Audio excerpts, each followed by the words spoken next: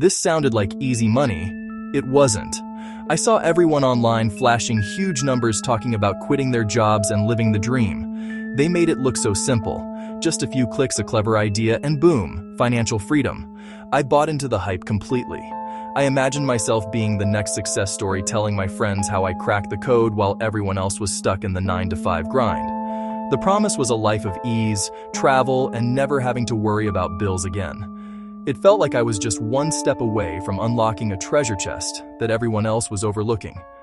The reality, as I quickly learned, was brutally different. I quit my stable, predictable job with a head full of dreams and a pocket full of nothing. The plan was simple: make money online. That was it.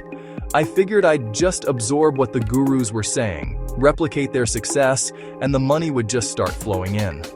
I didn't write anything down. No specific business model.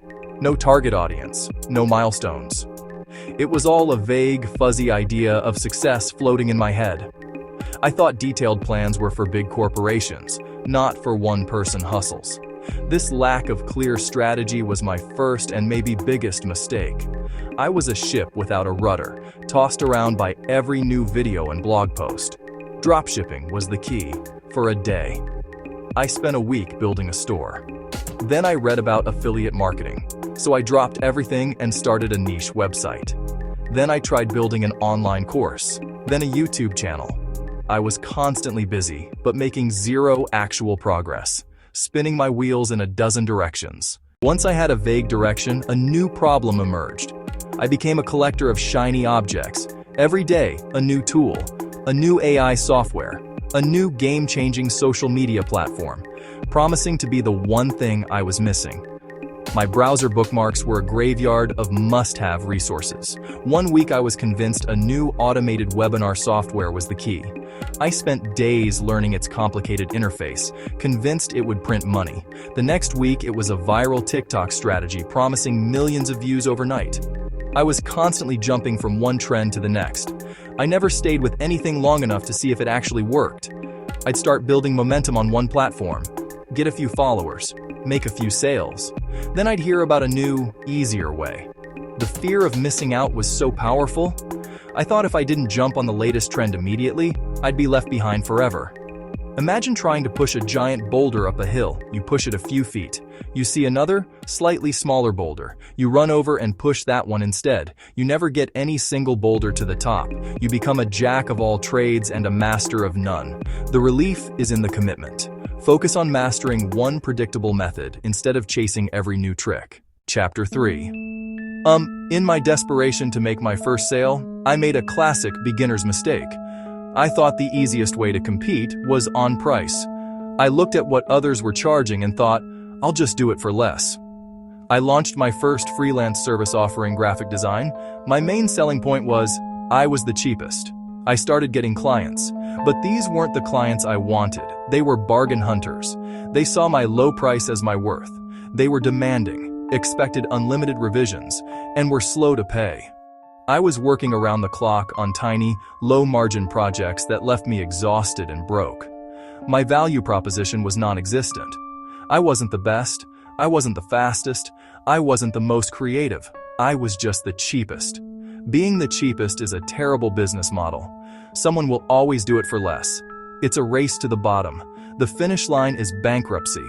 You're working harder, but not getting ahead. You resent clients and the work. Low price locks you into unsustainable work and burnout. Relief comes from defining your worth. Clarify who you serve and price for value, not desperation. Instead of asking, how can I be cheaper? Ask, how can I provide so much value that a higher price feels like a bargain? Then, raise your prices or improve your offer, and you'll repel bargain hunters and attract clients who respect your time and expertise. Chapter 4.